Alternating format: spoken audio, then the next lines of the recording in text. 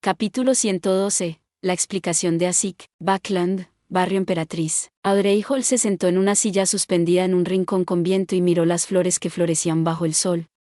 Pensó en la petición de Forswall. Según el vizconde Glynde, realmente había una joven llamada Sio Derecha que estaba siendo confiscada en una prisión temporal ubicada en el distrito norte de Backland. Fue acusada de agresión grave contra un caballero decente debido a un conflicto financiero. Ella hizo que el hombre estuviera postrado en cama, y es posible que no pudiera volver a ponerse de pie nunca más. Con respecto a eso, la explicación de Force fue que el caballero no era una buena persona sino el jefe de una pandilla en el distrito este de Backland. Se ganaba la vida haciendo usura. La causa del incidente fue cuando uno de los prestatarios se enteró de que el interés era varias veces mayor de lo esperado, tanto que fue imposible devolver la cantidad de dinero incluso después de la quiebra.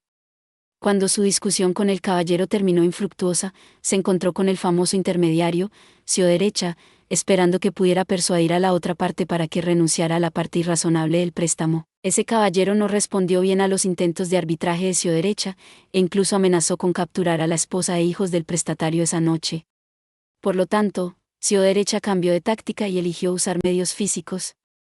Accidentalmente, le causó graves daños al hombre. El vizconde Glynde investigó el asunto y confirmó que Forswall estaba diciendo la verdad. También confirmó que el gángster había perdido el control de sus subordinados. Además, después de una visita a medianoche de alguien, las deudas del prestatario fueron canceladas. Se envió una declaración al fiscal para pedir piedad por Sio Derecha.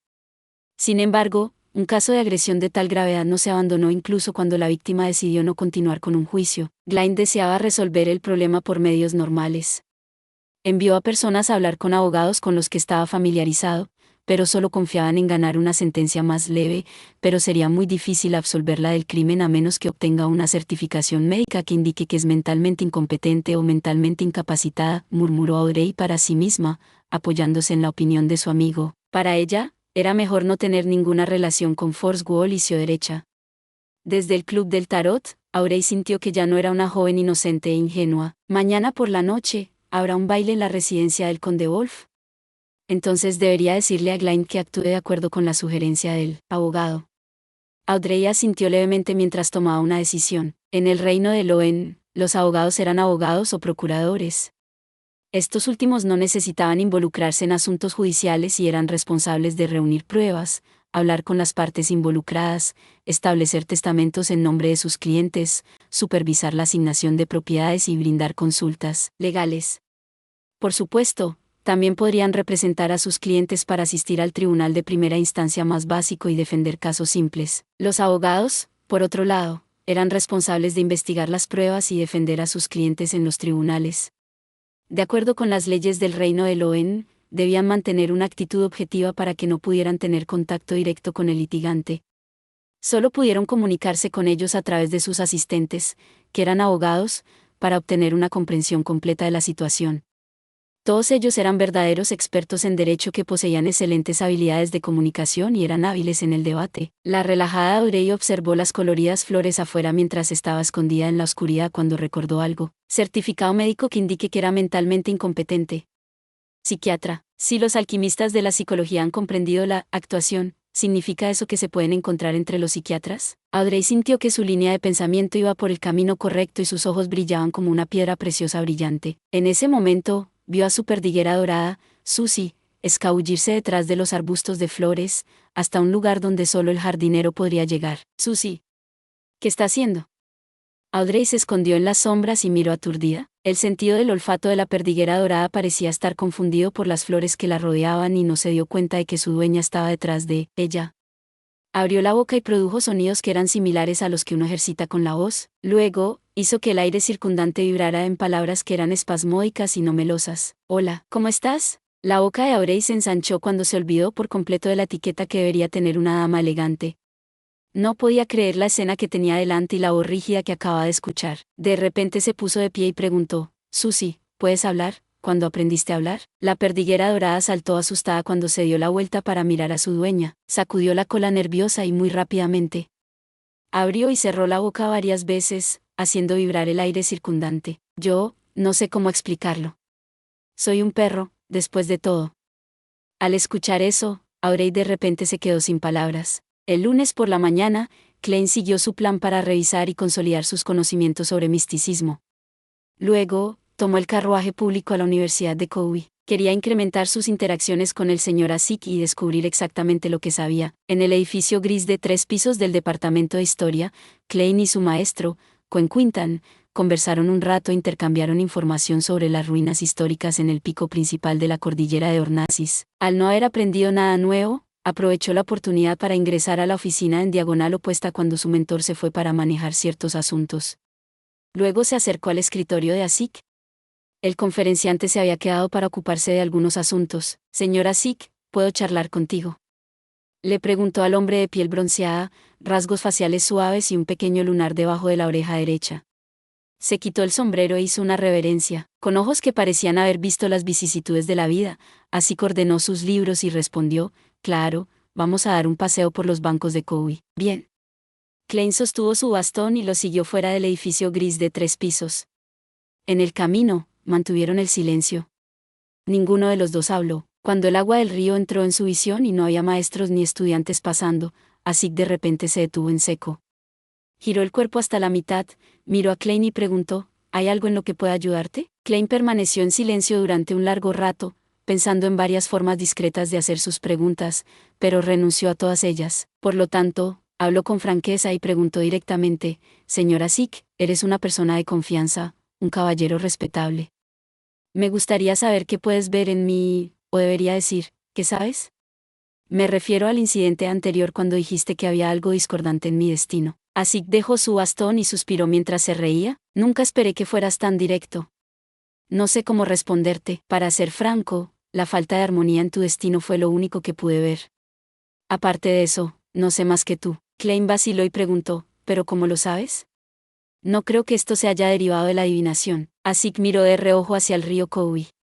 Su entonación estaba teñida de cierta tristeza. «No, Klein, no lo entiendes. La adivinación puede alcanzar ese tipo de nivel. Solo depende de la persona que realiza la adivinación. Por supuesto, mi adivinación fue simplemente una excusa. Algunas personas son especiales. ¿Nacen con alguna extraña habilidad? Creo que soy alguien así, ¿crees?». Klein captó agudamente la palabra que el otro hombre usó. «Sí, no estoy seguro si nací con eso. Quizás, el precio de mi habilidad es olvidarme de mí mismo, olvidar mi pasado, olvidar a mis padres». Los ojos de Asik estaban nublados por la melancolía mientras miraba el río. Klein estaba cada vez más confundido. ¿Olvidar el pasado? Asik sonrió sin humor. «Antes de ingresar al departamento de historia de la Universidad de Buckland, perdí la mayor parte de mi memoria. Solo recordaba mi nombre y algunos conocimientos básicos. Afortunadamente, todavía tenía mis documentos de identificación. De lo contrario, probablemente habría terminado sin hogar. Todos estos años, he tratado de buscar a mis padres usando mis documentos de identificación, pero nunca encontré nada, a pesar de que pude ver un rincón del destino. Durante mis pocos años en la universidad, gradualmente me di cuenta de que poseía algunos poderes extraños pero únicos, poderes que van más allá del sentido común». Klein escuchó atentamente y preguntó: «Señor Asik, ¿por qué perdiste la memoria?». «No, quiero decir, ¿averiguaste por qué perdiste la memoria?». Sospechaba que el señor Asik era un miembro de la escuela de pensamiento de la vida que había perdido sus recuerdos, y que incluso podría ser un viande de secuencia media que ocupaba una posición superior a la media. La escuela de pensamiento de la vida era una organización secreta que tenía secuencias de pociones para monstruo y oráculo. Era una organización que se transmitía principalmente a través de relaciones maestro-discípulo. Asik negó con la cabeza vigorosamente. «No, me sentí como si acabara de dormir, me olvidé de todo lo que sucedió en el pasado». Avanzó unos pasos con su bastón en la mano. Hablaba mientras caminaba. «Después de dejar Buckland, comencé a soñar. Soñé con muchas cosas extrañas». «¿Sueños?». «Soy buena interpretando sueños». La conversación estaba entrando en el dominio de experiencia de Klein cuando de inmediato preguntó: «¿Qué tipo de sueño?». Asik soltó una risa ahogada y dijo: «Muchos tipos diferentes de sueños. A veces, soñaba con el interior de un mausoleo oscuro. Soñaría con ataúdes antiguos con cadáveres en ellos. Tendrían plumas blancas creciendo en sus espaldas. A veces, soñaba con ser un caballero cubierto de armadura, sosteniendo una lanza de 3 metros de largo mientras cargaba hacia el enemigo. A veces, sueño conmigo mismo como un señor feudal, con un feudo rico y fértil, con una hermosa esposa y 3 hijos. A veces, sueño conmigo mismo como un vagabundo, caminando por un camino embarrado bajo la lluvia, sintiendo frío y hambre. A veces, sueño con tener una hija diferente a las anteriores. Tendría el pelo largo, liso y negro, y disfruta sentada en el columpio que hice. Ella siempre me pide dulces. A veces, sueño con mí mismo parado junto a la horca, mirando hacia un cadáver colgando allí fríamente. Al escuchar a Zeke delirando como un loco, Klein de repente se dio cuenta de que no podía interpretar los sueños porque sus diversos sueños simbolizaban cosas opuestas y contradictorias. Zeke retractó su mirada cuando su voz ya no sonaba etérea. El reino Feinapoter en el sur cree en la Madre Tierra, y la Iglesia de la Madre Tierra promueve una creencia. Creen que toda vida es una planta que absorbe los nutrientes de la tierra, creciendo lentamente, prosperando y marchitándose. Cuando se marchitan, estas vidas caen a la tierra y vuelven al abrazo de la madre. En el próximo año, vuelven a crecer. Florecerían y luego se marchitarían, año tras año. La vida es como tal, una vida tras otra. A veces, estoy muy dispuesto a creer en este concepto. Creo que debido a mi singularidad, puedo soñar con vidas anteriores y las vidas anteriores a esa. En este punto, miró a Klein y dijo con un suspiro, no le he mencionado nada de esto a Cohen antes. La razón por la que te lo digo es porque yo, así quiso una pausa y sonrió, me disculpo. Mi descripción anterior no fue lo suficientemente precisa. La falta de armonía en tu destino no es lo único que pude ver. También puedo ver otra cosa. Klein, ya no eres una persona común. Posees un poder extraordinario y extraño, muy similar al mío. Gracias por ver. Si te gustó este contenido, no olvides darle like, compartir y suscribirte para más videos similares. Nos vemos en el próximo video.